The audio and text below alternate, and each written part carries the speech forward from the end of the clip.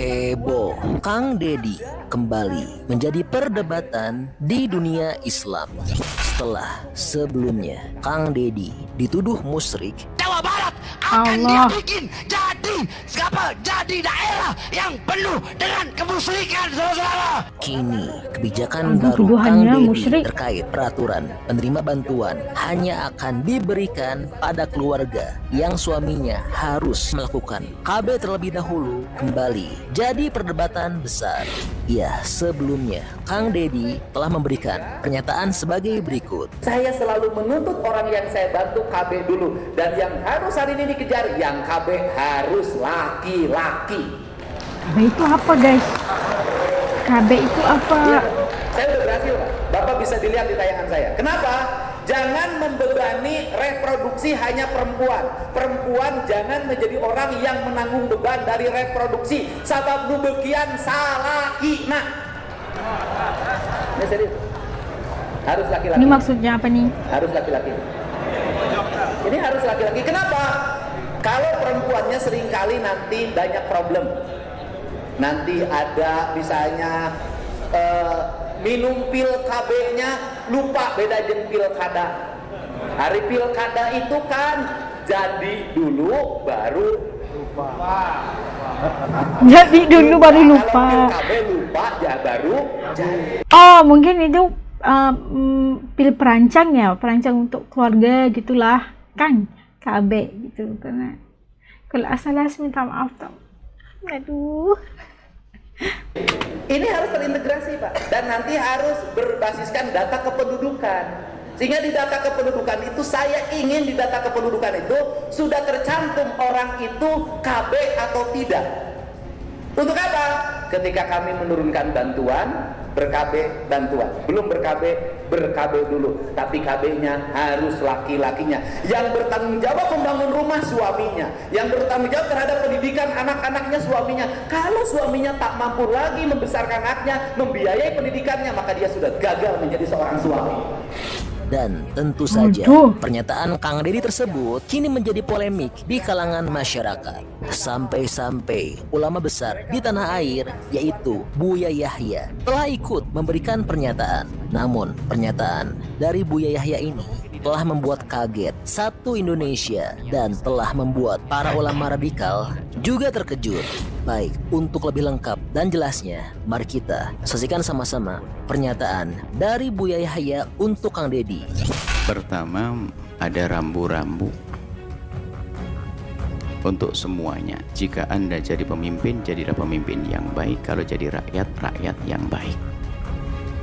Itu kan kaidah.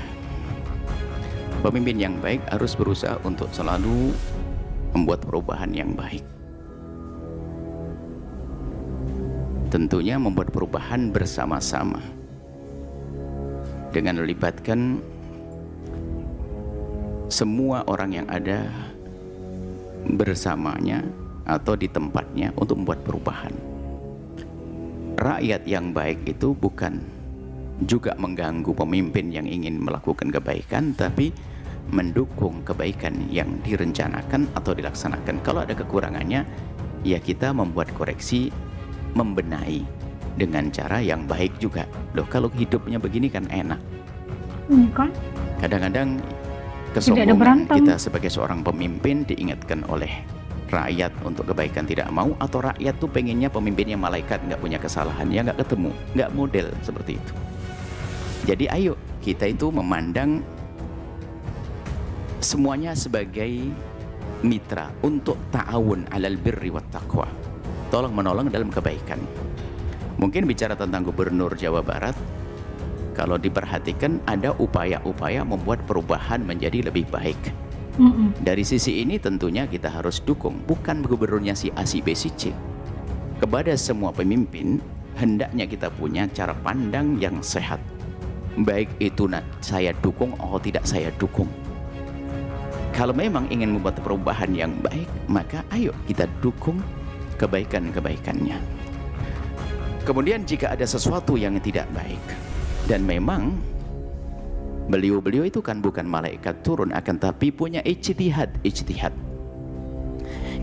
mereka Mungkin seorang insinyur ijtihad dalam ilmu kesehatan, bisa saja salah dalam ilmu kesehatan, maka dokter bicara baik dong menjelaskannya.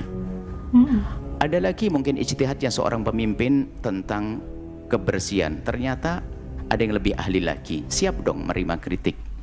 Tapi kita menyampaikan kritiknya juga yang benar, bukan langsung menyalahkan dasar goblok, dasar ini, juga tidak boleh semacam itu.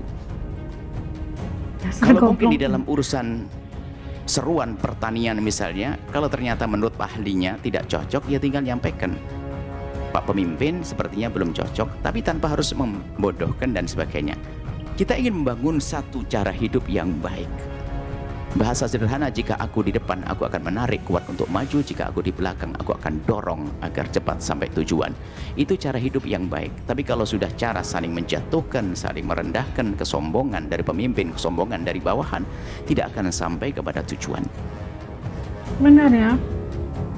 Adapun yang disebutkan tadi, jika betul, karena kami juga belum bertemu langsung, tapi mendengar beritanya dari teman-teman, bahasanya memang itu bisa jadi termasuk bagian daripada ijtihad beliau, dari dia meninggal dari sisi ingin mensejahterakan rakyat. Maka perlu kita sanjung dong tentang sisi ini. Adapun sisi kesalahan yang lainnya, dan memang bukan malaikat, dan kami yakin kalau orang ingin membuat kebaikan, perubahan yang sesungguhnya akan mudah untuk diingatkan. Hanya mungkin belum nyampe atau belum ada yang mengingatkan dan sebagainya. Jadi tolonglah, ini kami ingin membangun cara hidup, bukan saja dengan gubernur, bupati pun juga, bahkan dengan presiden pun juga demikian. Jangan sampai perbedaan pandang politik saja langsung jadi musuh. Kita satu bangsa, satu tanah air, kok gampang jadi musuh tuh ada apa sih? Nah gitu loh. Bagaimana kalau kita bisa jadi kawan semuanya? Kalau ada kekurangan tentu dong, tugas kita tuh menyempurnakan. Dari mana Anda menyempurnakan? Dari sisi keahlian Anda. Kalau Anda seorang pakar pertanian, itu bantu bupatimu, gubernurmu dalam sisi pertanian.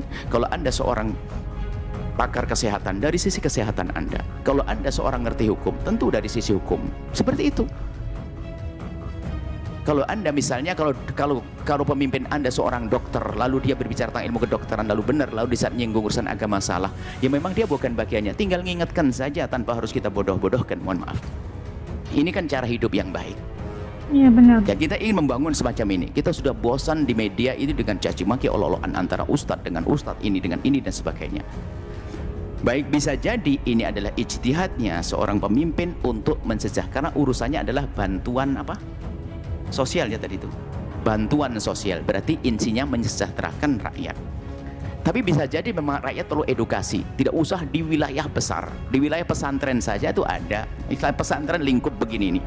Ada yang anaknya tuh dikit-dikit keluar, tapi kalau salaman beler, nggak pernah perhatikan. Kayaknya perlu diperhatikan cara mengatur kelahirannya. Ini bisa saja loh, ini program di lingkup kecil perlu diperhatikan, apalagi lingkup besar. Ini. Jadi sepertinya yang dibidik adalah bagaimana mensejahterakan dengan menyalurkan bantuan yang tepat. Nah, tepat ini tentu tepat dari kita yang memilah-milih di saat memberikan, dari sisi lain yang ditepat-tepatkan, disesuaikan. Nah, tadi dalam irama menyesuaikan, sehingga ada himbauan barangkali kalau betul untuk vasektomi. Apakah boleh yang demikian ini? Tujuannya benar, kalau salah caranya tinggal kita benarkan seperti apa nantinya, gitu saja.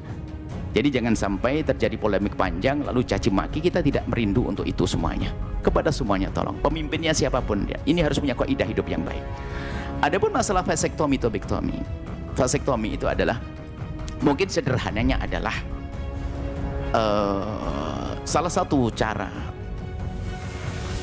menjauhkan dari kehamilan, sehingga seorang laki-laki tidak sembuahi dengan satu proses operasi ringan atau berat, wallah alam operasinya, di satu proses sehingga seorang laki-laki itu nanti dia bisa berhubungan suami istri dengan normal, cuman dia menjadi tidak bisa membuahi karena ada cara tertentu menurut medis yang lebih tahu dalam hal ini. Atau bahasa lain adalah pemandulan. Kalau kontrasepsi yang lainnya adalah mengatur kelahiran, misalnya mengatur kehamilan. Tapi kalau sudah vasektomi ini dahulu disebut sebagai mungkin pemandulan, istilah pemandulan, sehingga seorang laki-laki jadi mandul, tidak bisa membuahi.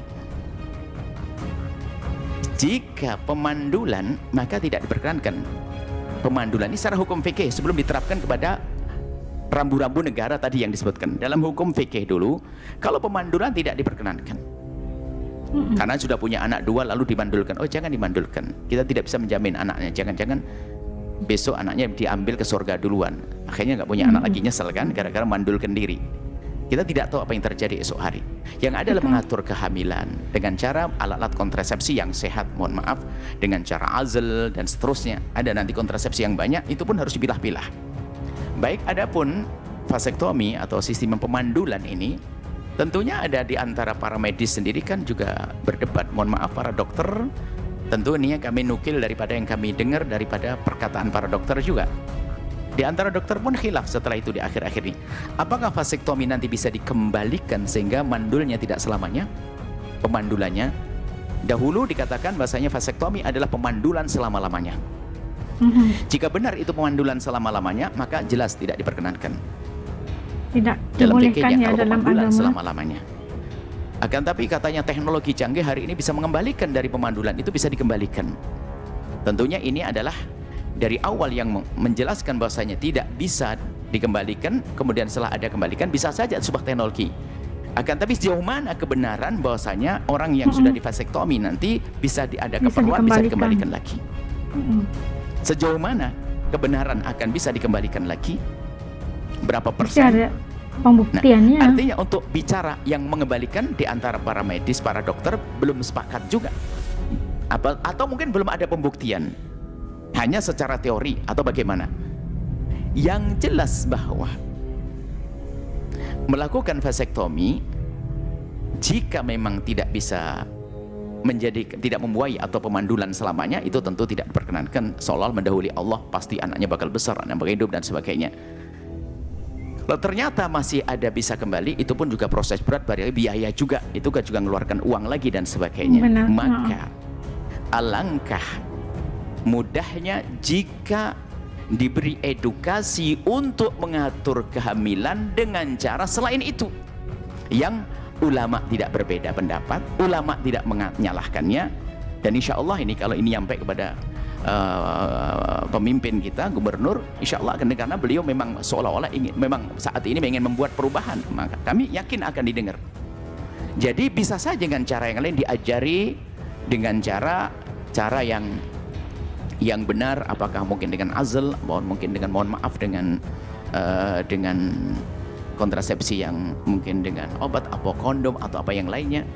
Sebab masalah kontrasepsi ini memang betul-betul diperhatikan, banyak yang menduga itu boleh menjadi tidak boleh. Yang jelas Islam tidak melarang harga mati begitu, karena ada orang yang memang tidak boleh hamil lagi. Seorang wanita, ini beda kalau wanita, jika wanita memang jika hamil akan membahayakan kehidupannya, maka boleh dia dimandulkan karena apa? Membahayakan tentang kehidupannya dia, sah.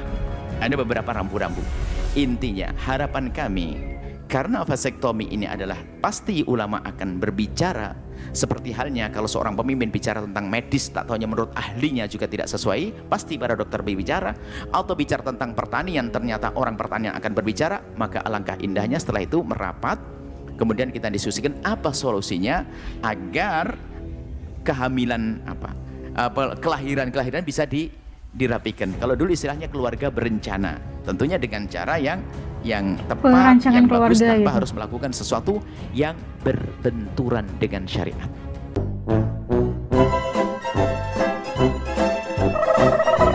Nah, itu tadi kita saksikan, heboh katanya TDM kembali jadi sorotan se-Indonesia. Karena apa ya? Karena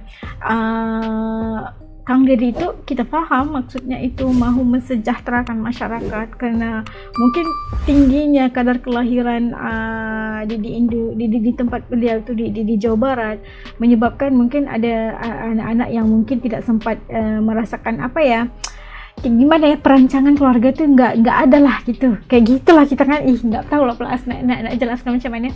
Begitulah, tidak ada perancangan keluarganya, mungkin kelahirannya begitu ramai atau dekat jaraknya.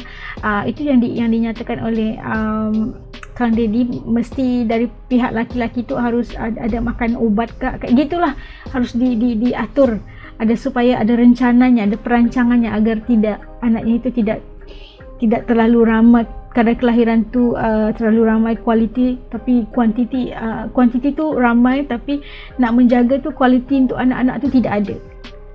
Lebih kurang macam tu macam kurang faham juga, tapi itulah yang dibahaskan oleh Pak kiai ini yang menyatakan dalam Islam contohnya untuk membuatkan lelaki itu tidak mana yang dimandulkan, kayak hewan pula dimandulkan ni, itu tidak dibolehkan dalam Islam.